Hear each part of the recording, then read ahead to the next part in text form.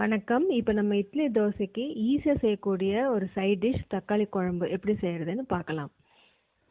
இதுக்கு தேவையான பொருட்கள்: சின்ன வெங்காயம் 100 கிராம், பூண்டு 10 பல், இஞ்சி சிறிதளவு, பட்டை 2, கிராம்பு 5, தக்காளி 5,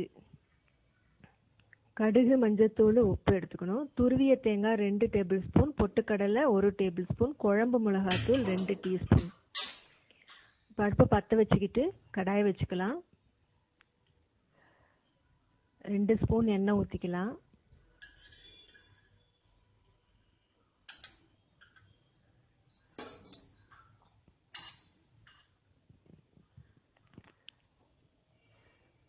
எண்ணெய் காஞ்ச உடனே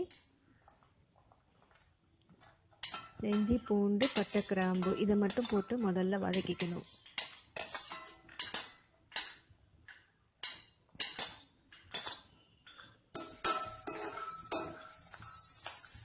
அதுக்கப்புறம் இந்த சின்ன வெங்காயத்தை போட்டு வதக்கிக்கணும்.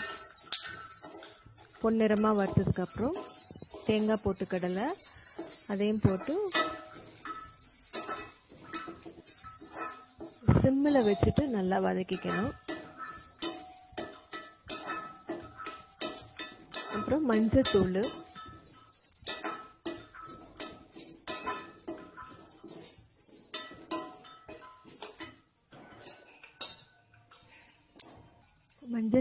பாதி அளவு உப்பு, டிஷ்ஷுக்கு தேவையான உப்புல பாதி இப்போ போட்டுக்கணும்.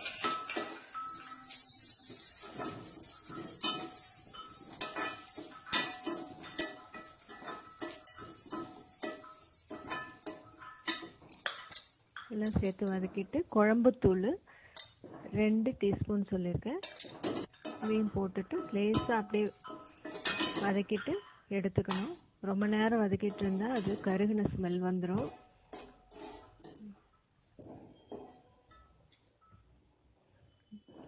மேற்கொண்டு 1 ஸ்பூன் எண்ணெய் ஊற்றி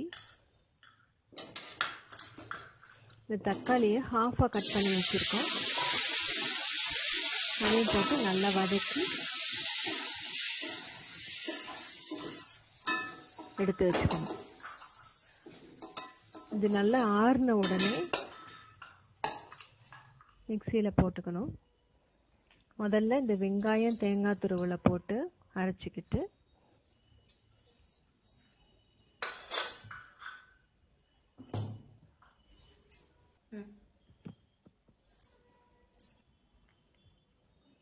அதுக்கப்புறம் தக்காளி போட்டு அரைக்கணும்.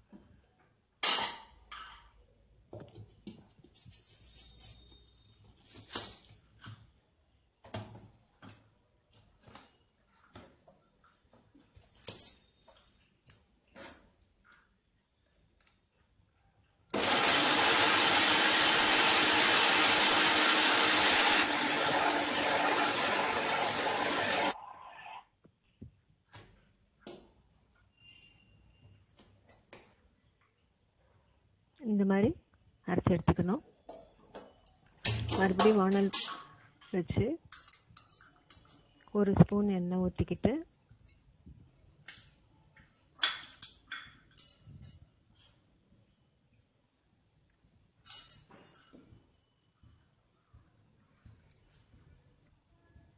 கடுகு, உளுத்தம்பருப்பு போட்டுக்கணும். கருவேப்பிலை கொஞ்சம் போட்டுட்டு நரைச்சி விழுது எடுத்து அதில் ஊற்றிடலாம். கொஞ்சமாக தண்ணி ஊற்றிக்கலாம்.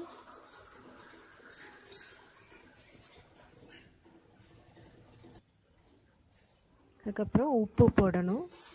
பாதி உப்பு தான் ஆல்ரெடி போட்டிருக்கோம்.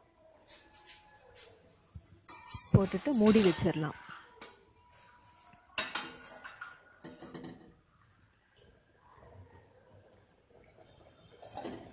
நல்லா கொதிச்ச உடனே, பச்சை வாசம் போன உடனே எடுத்துடலாம். இப்போ அடுப்பு ஆஃப் பண்ணிடலாம். குழம்பு ரெடி ஆயிடுச்சு.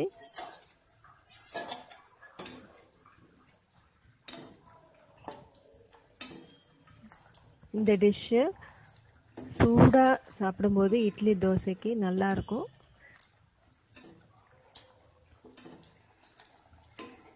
வேற பாத்திரத்தில் எடுத்து வச்சுக்கிறோம்.